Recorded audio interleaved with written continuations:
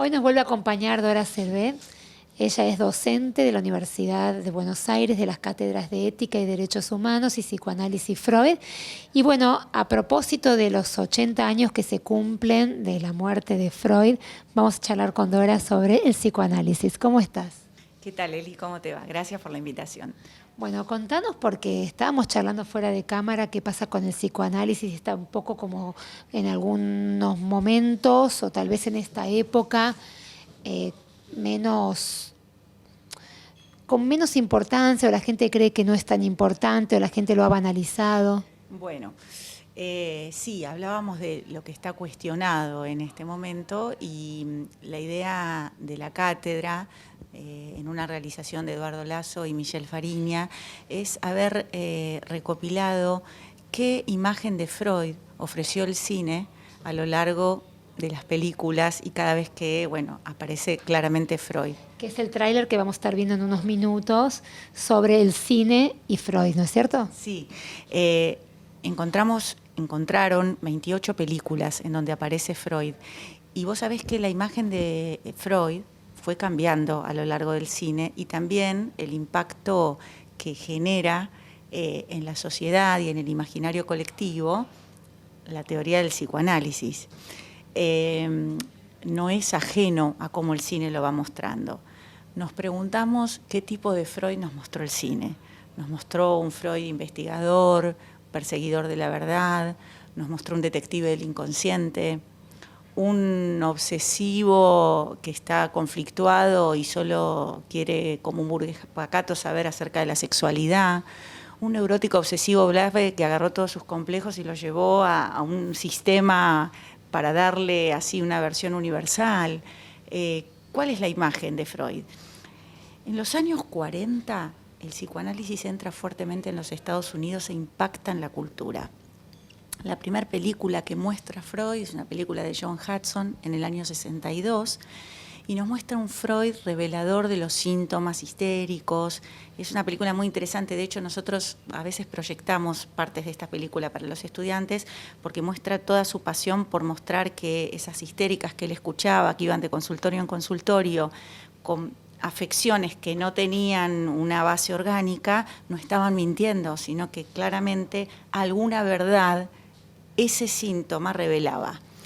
También ese Freud que empieza a decirle al mundo que la sexualidad es una construcción. Y esto de lo que hoy comúnmente hablamos, o en programas anteriores que yo vi, que se habla, sobre todo en formatear, de la diferencia entre el género, la sexualidad, la identidad, la elección sexual, Freud lo dice en el siglo XX, y esto es muy polémico, o que en la infancia hay sexualidad. Hasta los 70 la imagen del cine era un Freud respetado. A partir de los 80 empieza a caricaturizarse la imagen de Freud, empieza a mostrarse un poco más banalizado. Y esto coincide con las críticas que empiezan a haber sobre el psicoanálisis, ¿sí? Fuertemente en las revistas, en las sociedades científicas. A partir del 2004... ¿Esto es universal en Argentina también? Sí, claramente, sí. Convengamos que la Universidad de Buenos Aires es un bastión defensor del psicoanálisis todavía, ¿sí?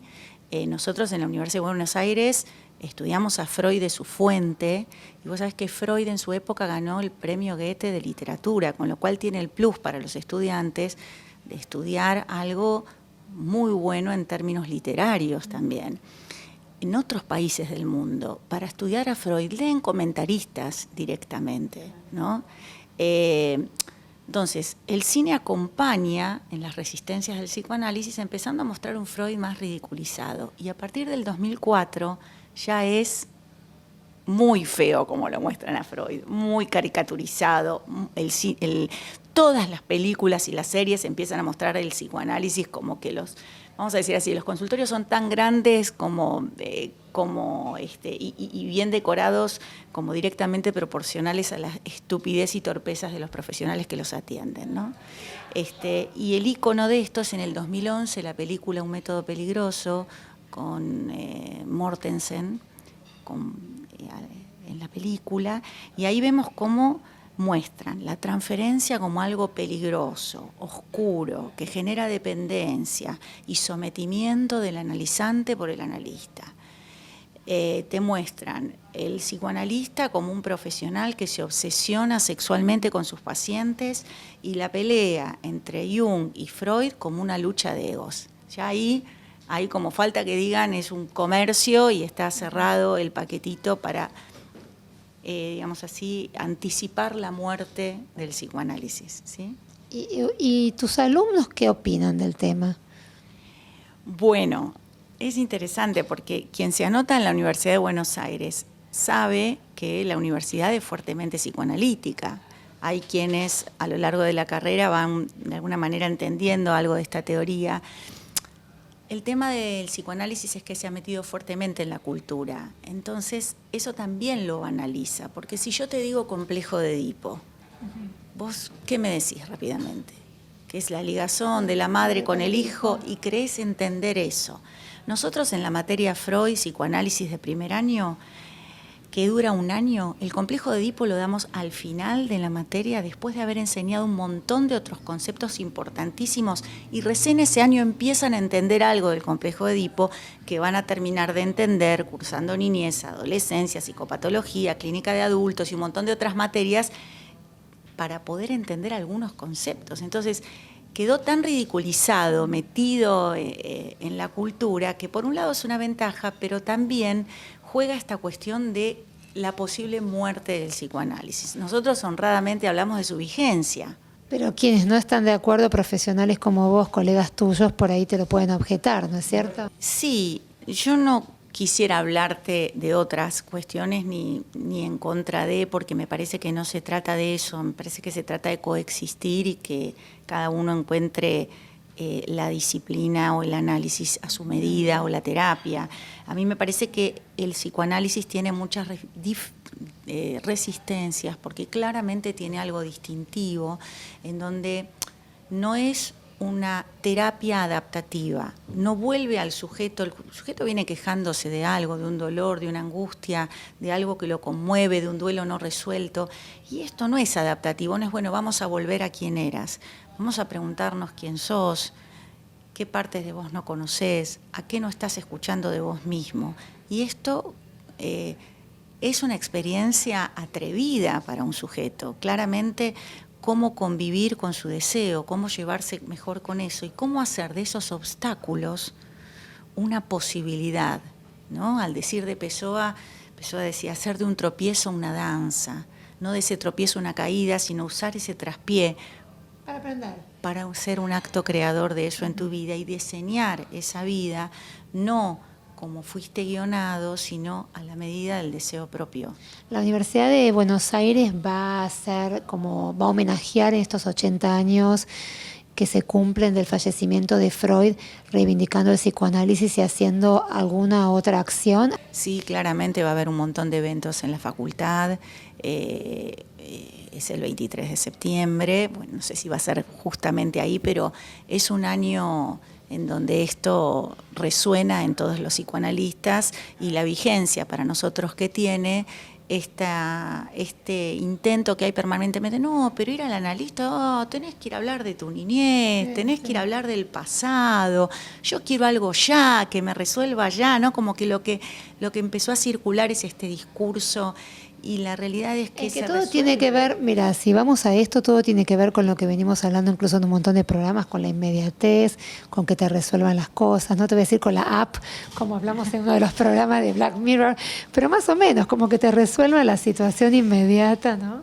Lo que pasa es que el tema es que no es un pasado cualquiera, el análisis no te va a hablar de un pasado cualquiera, te va a hablar digamos, va a surgir, y no es que te va a hablar, sino que el paciente en su relato va a traer aquello que de ese pasado no está resuelto. Porque si vos tenés un duelo no resuelto y eso te complica el amor, las relaciones laborales, lo actual, yo te pregunto, ¿eso es pasado o es presente? Claro.